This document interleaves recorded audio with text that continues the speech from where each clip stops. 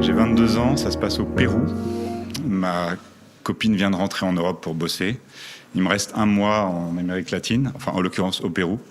Et donc j'entreprends de faire le Camino del Inca, le chemin des Incas, qui est cette randonnée, ce trek qui dure 3-4 jours, qui est assez magique puisque l'idée c'est d'arriver sur le site du Machu Picchu très tôt le matin et de pouvoir avoir le site pour quasiment soit tout seul avec les compagnons de voyage avec qui on est, en attendant que les touristes arrivent à la mi-journée. Donc j'entreprends. Alors à l'époque, je suis très sportif, mais en super forme, à une forme olympique tout le temps. Je fume pas, je bois modérément. Je fais tout le temps du sport, bref. Donc le truc me fait moyennement peur, surtout que c'est quand même réputé pour être un truc assez pépère, accessible à tout le monde. Me voilà parti dans un groupe de touristes, tous étrangers. Voilà, le premier jour est en général consacré au fait qu'on va faire connaissance les uns les autres. Très sympa, on discute, on marche, etc. Et je fais la connaissance d'un couple un peu plus âgé que moi. Il y avait 30-35 ans à l'époque, d'anglais, Melissa et Alistair, qui me parlent du fait qu'ils ont tout laissé tomber à Londres dans des carrières absolument stratosphériques dans le marketing pour faire de l'humanitaire en Bolivie. Et du coup, je suis assez admiratif de tout ça. Et puis, ils sont super sympas avec moi, très bienveillants, très gentils. Et par-dessus le marché, ils sont très croyants. Ils font ça dans un cadre religieux. C'est important pour eux. Et ils ont décidé de consacrer leur vie à aider les Boliviens qui vivent sur l'altiplano avec moins d'$1 par jour. Et là, ils sont en train de faire un break au Pérou. Fin de la parenthèse. On fait tous connaissance. Le premier jour se passe très bien. Et le deuxième jour, notre guide péruvien nous explique que c'est le jour le plus compliqué, parce qu'on a un col à 4200 mètres à passer, que lui va fermer la marche, et que c'est compliqué sur le plan physique, mais pas du tout sur le plan géographique, parce qu'il suffit de suivre le chemin derechito, todo derecho.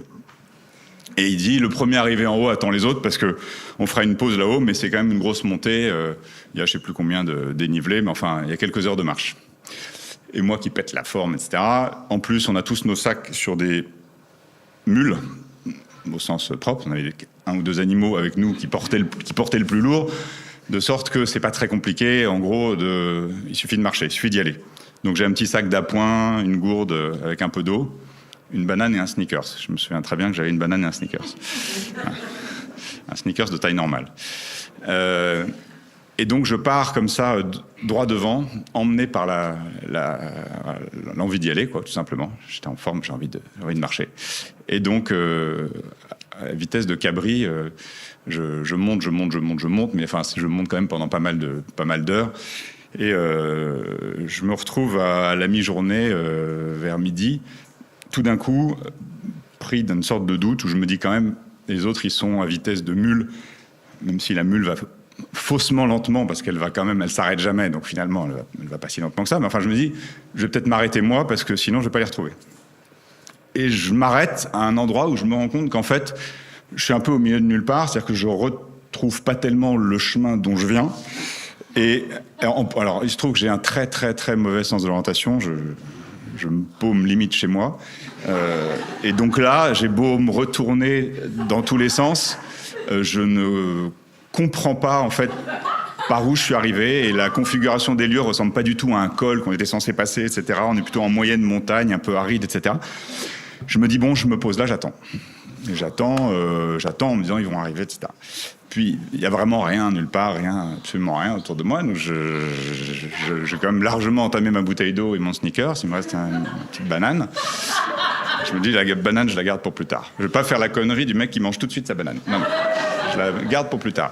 Mais là, à l'époque, je faisais moins le malin parce que du coup, vraiment, je savais pas quoi faire. Donc en fait, à part attendre, et mon histoire est un peu une histoire d'attente parce que j'ai attendu, et à un moment où vraiment, je me suis mis sur un caillou et puis j'ai commencé tout doucement à pleurer en fait. Parce que il n'y a rien d'autre à faire que ça, et je voyais pas, j'envisageais pas la suite, je voyais pas ce que pouvait être la suite. À 4000 mètres d'altitude, avec juste une banane sur moi et personne ce qui m'avait l'air d'être des milliers de kilomètres alentour. Donc j'étais quand même beaucoup plus déprimé que ce soir. Donc je chiale. Je chiale une première fois, je continue un peu. C'est pas genre je chiale un bon coup pour me débarrasser. Non, je chiale un petit peu par petits bouts. J'ai même pris des photos de moi. J'avais un appareil photo jetable. Je me suis dit, si jamais on me retrouve, je prends des photos de moi. Et ça, au moins... Ceux qui m'aiment sauront que voilà, j'étais là. Enfin bref, et donc les heures passent, mais ça me rassurait pas parce qu'effectivement, comme les heures passaient, si on se rapprochait de la fin de la journée, je savais pas où dormir, je savais pas où aller, etc. Et alors quand même, pendant ces heures où j'attendais, de temps en temps, je marchais 800 mètres par là, 1 kilomètre par là, etc. J'essayais de comprendre, de revenir. J'avais un côté un peu comme les petits enfants à qui on dit si tu te perds, tu bouges pas, hein. Tu restes là où t'es. Hein. Donc, moi, je me suis dit, mes parents m'ont dit tu bouges pas, je bouge pas, j'attends qu'on vienne me chercher. Et là, vraiment, personne ne venait. Donc il est arrivé un moment où, mais après quand même vraiment beaucoup de déprime et de cœur gros et vraiment je savais pas quoi faire. Et à un moment vraiment mais hyper loin, j'ai vu un tout petit truc qui semblait être quelque chose qui bougeait, mais quand je vous dis loin, c'est-à-dire vraiment, je sentais qu'il fallait, j'y serais pas allé en temps normal quoi.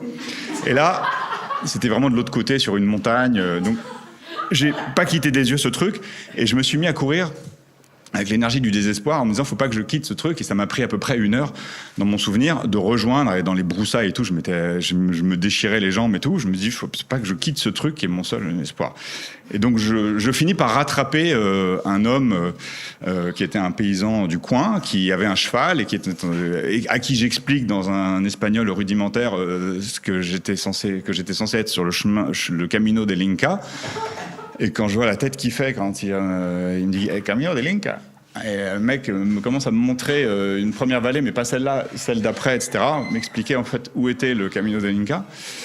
Donc là, j'ai senti les forces m'abandonner et il a dû plus ou moins le ressentir. Et il m'a dit bouge pas, je dois emmener ce cheval à tel endroit et je reviens dans 1 heure. Donc à nouveau, j'ai été abandonné 1 heure. Et là, de toute façon, j'avais rien d'autre à faire que de l'attendre. Donc j'ai attendu. Ce monsieur est revenu au bout d'1 heure. Et là, il m'a remis en l'espace d'1 heure ou 1 heure et demie. Dans mon souvenir, c'était quand même assez long. On a marché. Puis à un moment, j'ai reconnu des endroits du matin. Et là, mais on a beaucoup descendu. C'est-à-dire qu'en fait, il m'a fait redescendre quasiment tout ce que j'avais fait pendant la matinée. Et il était 7 heures du soir. Et là, il m'a dit, El Camino del Inca, c'est par là. Effectivement, il y avait un petit embranchement, où il y avait un tout petit panneau en bois que j'avais pas vu, où j'avais continué tout droit comme un imbécile, et alors que c'était à droite. Et donc, là, il m'a donné une orange. Il m'a dit bonne chance. Ça avait l'air d'être un euphémisme pour lui. Et donc, à ce moment-là, je sais pas, je devais être quand même très en forme à l'époque parce que j'ai entrepris de faire à 7 heures du soir le truc que j'étais censé faire à 8 heures du matin après une nuit de sommeil. Et donc, en pleine nuit, j'ai grimpé. Et en fait, c'est pas si compliqué que ça. C'est juste que c'était dur physiquement parce qu'en fait, le chemin des Incas, il est balisé. Enfin, il est assez large, recouvert de pierres. Donc, en fait, voilà, il suffit d'y aller. Mais bon, j'ai beaucoup monté. Et j'ai fini par trouver un campement vers 9 heures du soir. Alors normalement il y avait, oui, je sais pas si ça colle, mais bon, dans mon souvenir j'ai dû monter pendant 2 heures un truc qui normalement devait se faire en 4. Et je suis arrivé à un campement de péruviens du coin qui étaient en train de dormir sous une grande tente où il faisait très froid. Ils m'ont accueilli, ils se demandaient qui j'étais, ils m'ont filé une soupe, j'ai à peine dormi tellement il faisait froid. Je me suis réveillé à 4 heures du matin le lendemain parce que j'avais un seul truc en tête, c'est que je voulais retrouver le guide de mon groupe pour l'engueuler. Et en fait, donc le lendemain, je me suis réveillé. Et là, j'étais sur le chemin, donc c'est pas compliqué. J'ai cavalé toute la journée.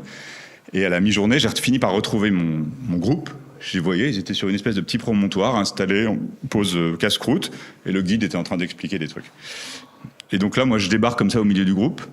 Et le guide me regarde et il me dit « T'étais où ?»« Donde estabas ?» Donc là, comme je parlais pas espagnol, je me rends compte que j'arrive pas à l'engueuler. Ça sortait pas. Et donc, en fait, les uns les autres sont venus me voir parce que je devais être quand même dans un état un peu critique. Et tous assez sympas, etc. Et le guide s'en foutait.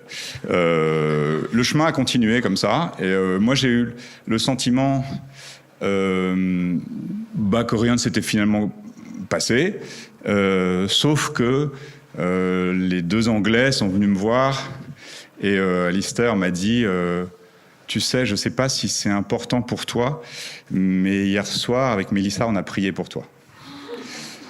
Et je me suis rendu compte qu'en fait si jamais on meurt, j'ai la chance dans ma petite existence dorée de n'avoir jamais côtoyé ce que c'est que de mourir, mais là j'ai eu la première fois l'impression que ça aurait pu arriver, que c'est passé pas très loin, et qu'en fait, Et c'est ça rétrospectivement qui m'a choqué beaucoup plus que le fait de m'être perdu, c'est que ça peut être extrêmement con et banal et totalement pas aventurier, beau, héroïque et spectaculaire de mourir. Ça peut être juste débile comme ça en montagne, etc. Et ça m'a glacé rétrospectivement et ça m'a aussi fait me rendre compte qu'il faut quand même faire un peu gaffe en montagne et pas partir juste avec un sneakers. Voilà.